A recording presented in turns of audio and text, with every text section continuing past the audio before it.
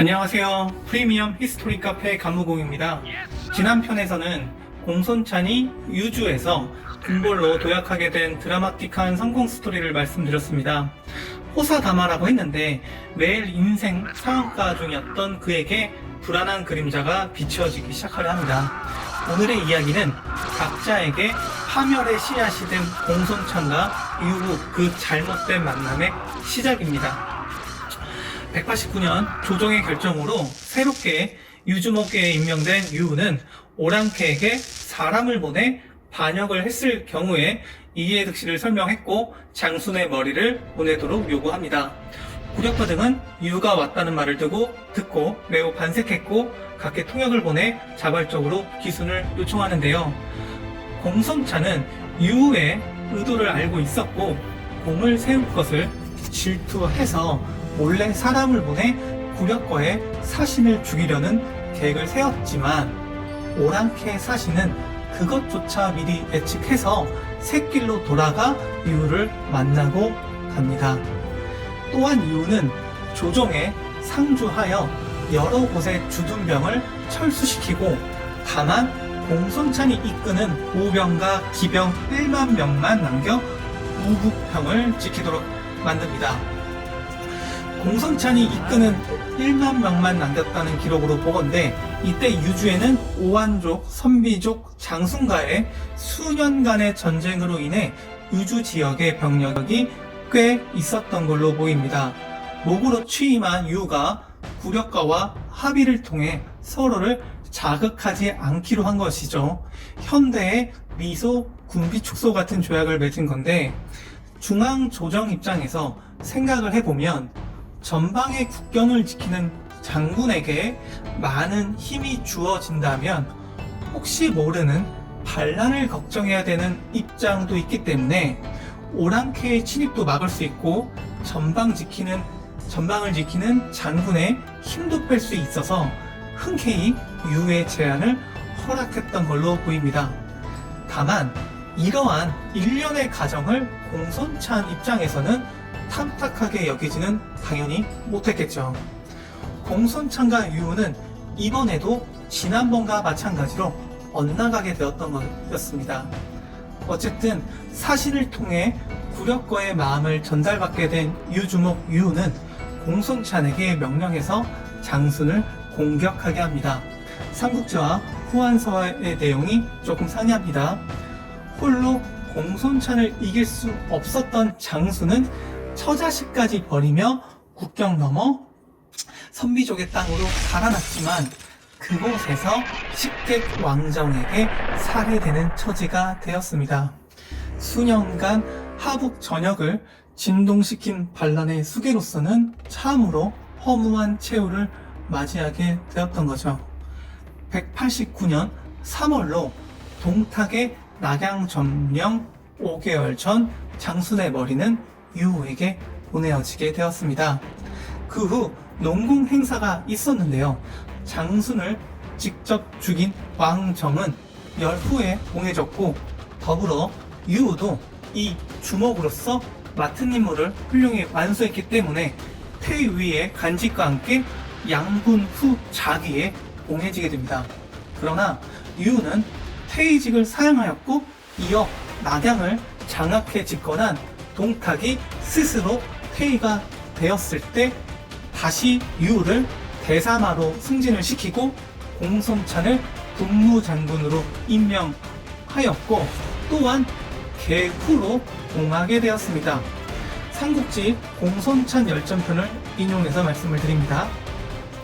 190년 전후 공손찬은 낙양의 동탁을 제외하곤 다른 제후들에 비해 벌써부터 탄탄한 기반을 보유할 수 있었는데요. 숱한 전투로 강해진 기병과 병력은 다른 제후들과 비교해서 월등히 우월했기 때문에 집권했던 동탁은 변방의 백전도장 공손찬을 많이 의식했던 걸로 보여집니다. 이때는 훗날의 라이벌이 된 원소가 발해군의 태수인 신분이었기 때문에 그가 가지고 있던 군사력은 매우 미비했습니다. 자신과 반대로 황제에 가까운 친척이란 이유로 고위직부터 시작해서 종정관이라는 꿀벌 보직을 맡으며 낙양에서 편하게 있다 갑자기 유주목으로 와서 공손찬 본인에게 이래라 저래라 굴욕과 싸우지 말아라 병사도 줄여라 미중알 고주알 하니까 공손찬의 입장에서는 정말 환장하고 미칠 노릇이었겠죠.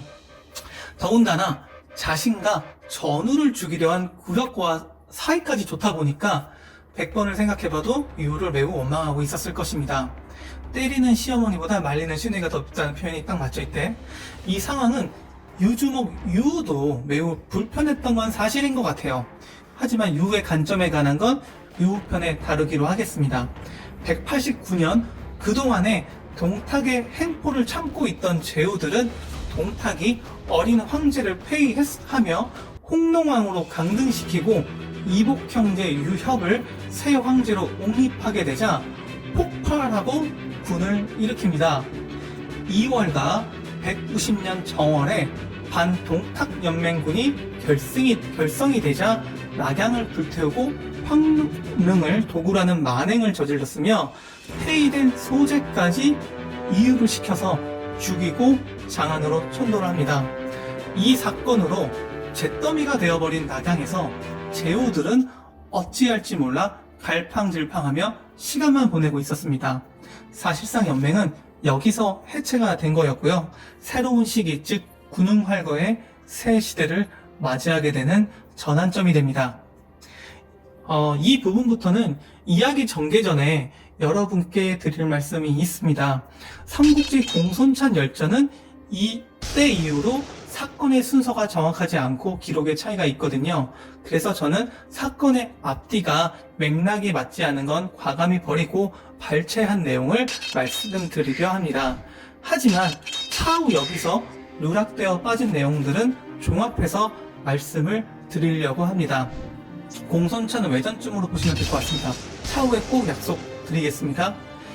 아무튼 동탁이 황제를 협박해서 장안으로 들어가 버린 이때 제후들은 저마다 손익계산서를 따져보면서 후일을 고민하고 있었는데요. 특히 공손찬과 유우는 각자 본인들도 예상하지 못한 일로 안 그래도 좋지 않았던 관계가 더 꼬여져 버리게 되었습니다. 원소는 연맹의 맹주로 추대를 받은 후에 동탁이 옹립한 황제, 즉 헌제죠. 헌제를 새 황제로 인정을 하지 않게 됩니다. 새 황제를 연맹군이 인정하게 되면 황제가 있는 곳으로 군대를 끌고 오는 것이기 때문에 스스로 반란군인 것을 자인하는 모양새가 만들어지기 때문이죠. 그래서 새 황제를 옹립하려고 황족 중에 인망이 높은 인물을 찾게 되었습니다. 공교롭게 그 사람이 공손찬의 숙적 유우였습니다. 제후들의 맹주인 원소와 기주목 한복은 적극적으로 유우에게 황제가 되길 권하였는데 그간 앙숙으로 지낸 공손찬은 연맹의 맹주랄지라도 도저히 따를 수 없는 처분이었을 것입니다. 유우가 새 황제가 된다면 자신은 하루아침에 대역죄인이 될 수도 있기 때문이었죠.